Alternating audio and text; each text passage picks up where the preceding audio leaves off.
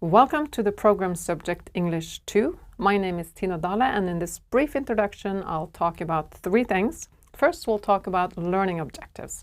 In other words, what are you expected to learn in this course? Then I'll say something about how you should work in order to succeed with this course. Then last, we'll take a look at what textbook you need in order to study English 2.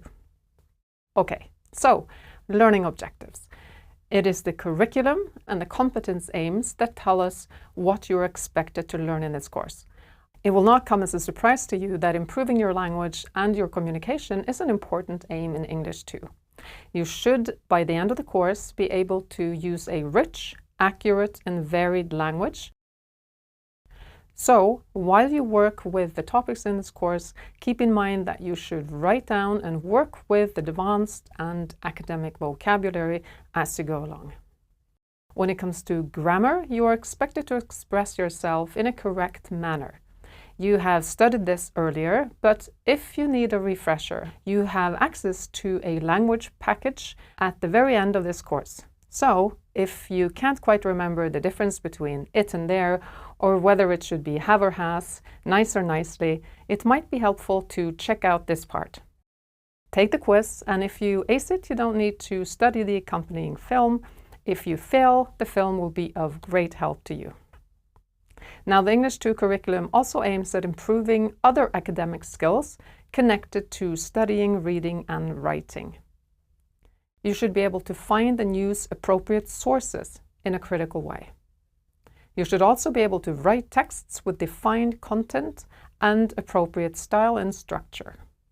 And this all takes practice. So we have included something called reading and writing texts, where you will learn how to critically approach non-fictional texts and sources, and where we remind you how to write good texts with defined content and a solid structure. So now I've talked about how English 2 aims to improve your language and other skills. But now over to the really interesting learning objectives, namely content. What are you going to learn about and be able to talk and write about on the final exams? Well, an important part of English 2 is social studies. You're going to learn more about English-speaking countries. And first, you will study British and American influence on the world. You will examine how the United Kingdom has influenced and changed the world through imperialism and industrialization, but also through participation in conflicts and wars.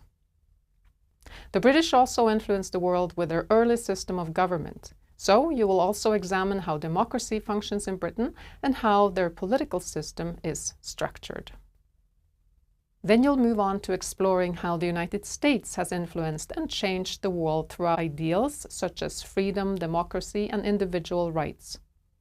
You'll also study their role as a superpower, as well as their political system and how their democracy functions or does not function. Now, in addition to learning about British and American history and influence on the world, you will also study social and political issues in these two countries. More specifically, you should be able to convey and compare some social and political issues. In this course, we'll focus on how both the United Kingdom and the United States struggle with a sense of disunity and division. You will learn about the disunited kingdom by studying the struggle for Scottish independence, the long-lasting tensions in Northern Ireland, and in general, a political polarization in Britain. And you will look into the divided United States, one nation divided, where you will explore political polarization, especially around issues like gun control and abortion rights, racism and social inequality, and various other cultural conflicts. So you'll learn a great deal about how divided, some would even say torn, both nations are today. So that was social studies. Let's move on to another important and fabulous part of this course, namely fictional texts, where you get to read and analyze literature in context. Now, the competence aim says that you should be able to interpret and discuss fictional texts in English, considering their historical and cultural contexts. Now, to help you interpret fictional texts, you'll first find a lecture on theory called Analyzing Literature, where we remind you what to look for and what terminology to use when interpreting literary texts. And then we go into several literary periods, where you will study a representative selection of works from each period. You will learn about the Renaissance and why this was a period of transformation in England, resulting in a national identity, a rapidly expanding population, and England becoming a force in the world to be reckoned with. Naturally, you will learn about William Shakespeare and his Sonnet 18, one of the most celebrated works in English literature. Then we move to the Enlightenment, where you will learn about ideas from this period and why they are still at the forefront of political discourse to this day. Then there is the Romantic period, which is characterized by a deep focus on nature, the supernatural, and the power of the imagination, a stark contrast to the structured and logical approaches of the Enlightenment. While there are many important Romantic poets, we have chosen to focus on William Blake for this period. As we move to the Victorian period, you will learn how the Industrial Revolution, urbanization, and imperial expansion inspired writers to explore issues like poverty, class, and gender roles. For the modern period, you'll learn about how writers responded to the horrors of World War I by addressing themes such as alienation and the breakdown of traditional values. Lastly, you'll learn about the postmodern period, where writers employ experimental forms to explore issues of identity, power, and the nature of reality. So there's a lot to look forward to in this course. Now, finally, at the very end of English 2, you'll get to apply everything that you learned, and you will do an in-depth study, where you explore and present a self-chosen topic from English 2. You get to go into depth on a topic that you are interested in, and we will help you find a good topic when you get there. Okay, so now that I've covered what you're expected to learn in this course, I'd like to say something on how you should work in order to succeed with English 2. First of all, make sure that you work on improving your language. And here you need to do two things. One, make sure you get a lot of advanced inputs every day. Read and listen to English language news and listen to podcasts when you are on the run.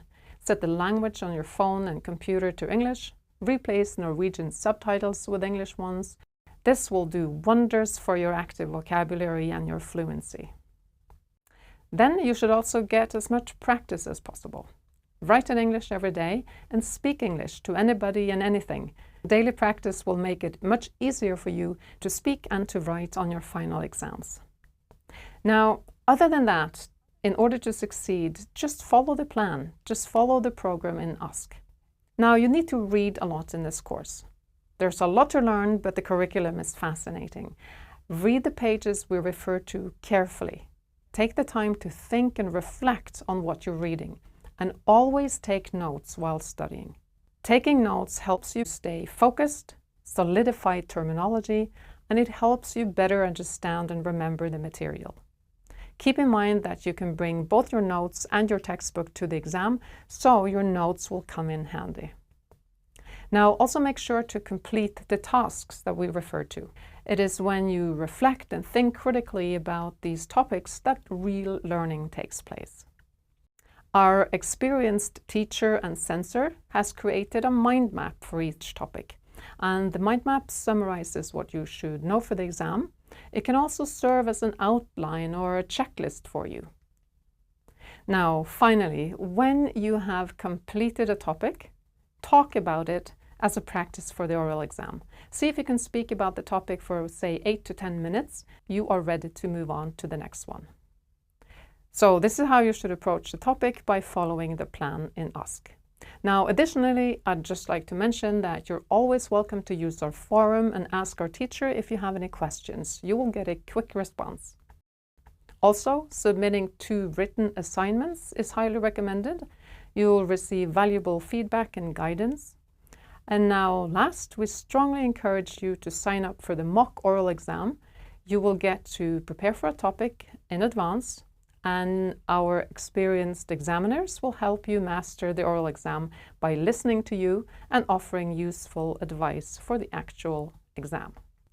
So that was how you should proceed to do well in this course. Now last, let's take a look at the textbook that you need to get. Now, there are several textbooks that cover this course, but we have chosen the latest edition of Interactions 2 from Cappelen Damm. You will need this book to follow the course, as all the page references correspond to this edition. We recommend that you buy the paperback version so that you can take notes and read offline. But the digital version has the great benefit of including audio files so that you can listen to all the texts while you read. Okay, people, that was it. So finally, let me just wish you the best of luck with English 2 and with your studies.